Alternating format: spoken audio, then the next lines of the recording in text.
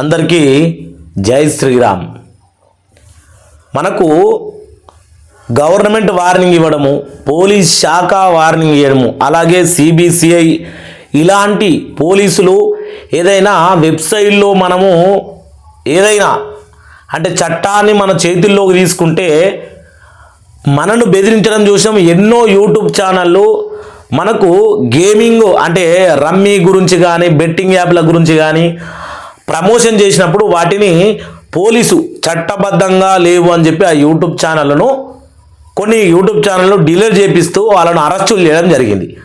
కానీ 1000 కోట్లు పెట్టి సినిమాలు తీస్తూ ఉంటే ఆ సినిమాలను 24 గంటల్లోనే ఐబొమ్మలోకి రావడము, ఆ ఐబొమ్మలో ఎందుకు వస్తున్నాయని దాని గురించి ప్రశ్నిస్తే ఐబొమ్మ నుంచి నోట్ అంటే వార్నింగ్, ఒక విధంగా వార్నింగ్ లెటర్ రావడం జరిగింది. దాని వెనుకాల ఎవరున్నారు? రాజకీయ నాయకులా, బిజినెస్ మెన్లా, పోలీసులా, లేకపోతే ఇంకా ఎవరైనా దురందగులు ఉన్నారా? 8 నంబర్స్ పెట్టి 8 నంబర్లకు సంబంధించినటువంటి వార్నింగ్ అనేది ఇవ్వడం జరిగింది. ఈ వార్నింగ్ ఎవరికి? అసలు ఐబొమ్మ ఇక్కడ కూడా లేదన్నట్టుగా మాట్లాడుతూ ఉన్నారు.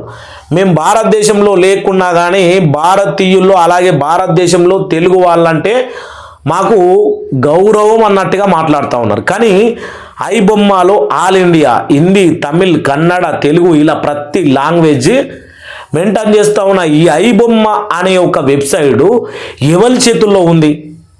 ఒక సంవత్సరానికి ఇంచుమించు 2200 కోట్ల పైచీలకు బిజినెస్ చేసిందట ఐబొమ్మ ఒక్క సంవత్సరానికి. అంటే వాళ్ళు ఎంత పెద్ద నెట్వర్క్ ఉందనేది అర్థం చేసుకోవాలి. ఈసారి దీని గురించి హైదరాబాద్ మనకు సంబంధించినటువంటి కమిషనర్ ఆరాధ్యగా డైరెక్ట్ హైదరాబాద్ సంబంధించినటువంటి కొంతమంది సినిమా హీరోలు, తెలుగు హీరోలు కూడా మాట్లాడారు. ఎందుకంటే భారీ బడ్జెట్లు పెట్టి సినిమాలు తీస్తూ ఉన్నాము, ఈ ఐబొమ్మలోకి డైరెక్ట్ 24 గంటల్లో రావడం ఏంది అని మాట్లాడితే వాళ్ళు వార్నింగ్ ఇచ్చిన వార్నింగ్ ఏందో చూద్దాము. చూసిన తర్వాత దీని వెనకాల ఎవరున్నారని మీరు ఖచ్చితంగా కామెంట్ చెయ్యాలి. ఇది ఆ నోటు మీకు సరిగా కనిపించది, కానీ నేను చదివి మీకు వినిపిస్తా, వినండి. ఐబొమ్మ నోట్, ఇది నోటు. ఏమంటా ఉన్నారంటే ఐబొమ్మ మీద ఫోకస్ చేస్తే మేము ఎక్కడ ఫోకస్ చేయాలో అక్కడ ఫోకస్ చేస్తాం. డిస్ట్రిబ్యూటర్స్కి ఈ ప్రింట్ అమ్మిన తర్వాత మీరు ఏం పట్టుకొని కెమెరా ప్రింట్ తీసి వాళ్ళ మీదకు కాకుండా ఓటీటీకి రెమ్యునరేషన్ కోసము ఆలోచిస్తూ మీ మీద ఫోకస్ పెట్టారు. ఒకటి. ఇంకోటి ఫస్ట్ నెంబర్ 1 వార్నింగ్ ఇది. హీరోలకు అంత రెమ్యునరేషన్ అవసరమా? మళ్ళీ ఇంకోటి, అది మీ కొడుకు అయినా ఎవరైనా, ఇదెట్లా అసలు? హీరోకు అంత రెమ్యునరేషన్ అవసరమా? అది మీ కొడుకు అయినా ఎవరైనా. ఇక్కడ ఒక హీరోని టార్గెట్ చేసినట్టు ఆల్రెడీ. అది అలా చూసుకుంటే రెండోది, సినిమా ఇండస్ట్రీలో చాలామంది ఉన్నారు, వాళ్ళు ఏమైపోతారు? మేము కనుక గుట్టు విప్పితే సినిమా ఇండస్ట్రీలో చాలామంది ఉన్నారట, మేము గుట్టు విప్పితే వాళ్ళు ఏమైపోతారు? వేరే కబర్లు చెప్పకండి. వాళ్ళకు మీరు ఇచ్చే అమౌంట్ ఏ కూలి పని చేసినా వస్తాయి, కానీ ఏ హీరోయిన్కి వస్తాయా అంటే ఇందులో ఎవరెవరు ఉన్నారో మనం అర్థం చేసుకోవాలి. ఇక మూడోది, సినిమా బడ్జెట్ ఎక్కువ శాతం రెమ్యునరేషన్ మరియు విదేశాల షూటింగ్లకు ఖర్చు పెడుతున్నారు. ప్రొడక్షన్ బాయ్ నుండి లైట్ బాయ్ వరకు ఖర్చు పెడుతున్నారు. ఇండియాలో షూటింగ్ చేస్తే బడ్జెట్ తగ్గుతుంది కదా, ఇక్కడ వాళ్ళకు ఉపాధి కలుగుతుంది కదా. ఇది ఒక దగ్గంగా ఇంకో రకంగా ఆలోచన ధోరణి తీస్తుంది. ఇక్కడ ప్రొడక్షన్ వాళ్ళ గురించి అలాగే లైటింగ్ వాళ్ళ గురించి మాట్లాడడం జరిగింది. వాళ్ళకు కూడా అన్నం దొరుకుతుంది కదా అని. ఇంకా 4వ క్వశ్చన్, అనవసరమైన బడ్జెట్ పెట్టి ఆ బడ్జెట్ రికార్డు కేబుల్ అని దానికి మీద రుద్ది అమ్ముకుంటున్నారు. డిస్ట్రిబ్యూటర్ కూడా అదే థియేటర్ ఓనర్స్ తర్వాత కలెక్షన్ అంటూ టికెట్ల అమౌంట్ను పెంచుతూ చివరికి మధ్య తరగతి వాళ్ళను బాధ పెడుతున్నారు అనే విషయాన్ని కూడా వీళ్ళు మెన్షన్ చేయడం జరిగింది.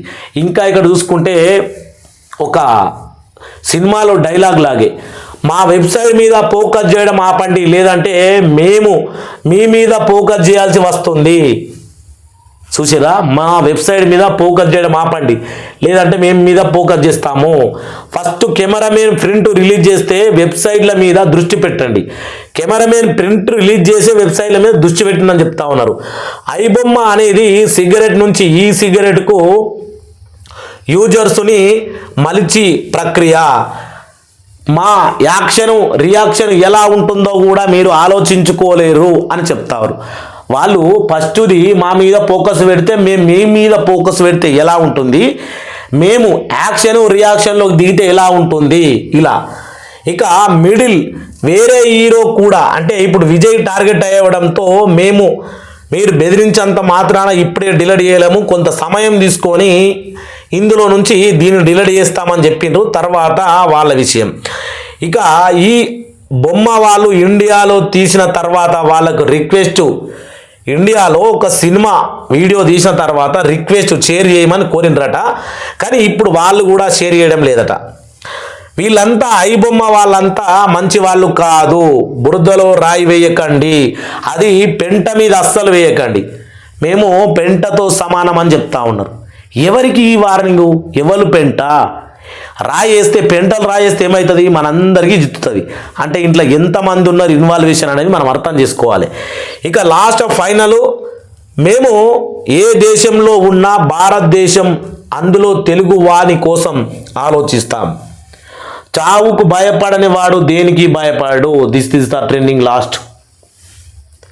ఇది డైరెక్ట్ నోటు, మీరు చూసినారు కదా, ఇగో నోట్. ఐబొమ్మ నోట్ అనేది రిలీజ్ చేస్తూ ఉంటే ఇప్పుడు ఆటోమేటిక్గా సినిమా వాళ్ళు కాదు కదా, ప్రభుత్వం కూడా ఆలోచనలో పడిపోయింది. ఐబొమ్మ ఇంత గట్టి వార్నింగా? ఐబొమ్మలో ఎవరెవరు ఉన్నారు? మేము గనక నోరు విప్పితే ఇగో మా మీద ఫోకస్ పెడితే మేము మీ మీద ఫోకస్ పెట్టవలసి వస్తుంది. మా రియాక్షన్ చూడొద్దు, పెంట మీద రాయి వేయకండి. ఇలాంటి పదాలు ఎలా వాడతారంటే ఒక క్రిమినల్స్, ఒక రాజకీయంలో మునిగి ఎన్నో ఆ లంగా లుచ్చ పనులు చేసిన వంటి వాళ్ళకు కానీ ఇట్లాంటి టాపిక్స్ రావు అని చాలామంది మాట్లాడుకుంటా ఉన్నారు. మరి మీ అభిప్రాయాన్ని క్షుద్ధంగా పరిశీలించి కామెంట్ పెట్టాలని కోరుకుంటా ఉన్నా. ఎందుకంటే లక్షల కోట్లు పెట్టి సినిమాలు వేల కోట్లు పెట్టి సినిమాలు తీస్తూ ఉన్న నిర్మాతలు, హీరోలు, రెమ్యునరేషన్లు, వాళ్ళు అంతా నశించిపోతూ ఉన్నది. ఇది ఐబొమ్మ లాంటి వెబ్సైట్లను వీటిని ఆపాలే అని చెప్పేది ఇప్పుడు ఉల్టా వాళ్ళకే వార్నింగ్ ఇచ్చే లెవెల్కి ఎలా ఎదిగింది. మళ్ళా నెక్స్ట్ మనకు ఇంకో నోటు కూడా రాబోతుందట, వెయిట్ చేద్దాం అప్పటి వరకు. అలాగే దీనికి సంబంధించినటువంటి ఇప్పుడు మీరు ఈ 8 క్వశ్చన్లు వార్నింగ్ సలహాలు విన్నారు కదా, వార్నింగ్లు ఎవరు దీంట్లో ఉన్నట్టుగా మీకు అనిపిస్తూ ఉంది అనేది మీరు కింద కామెంట్ చేయాలని కోరుకుంటా ఉన్నాను. ప్రతి ఒక్కరికి జై శ్రీరామ్, జై శ్రీరామ్.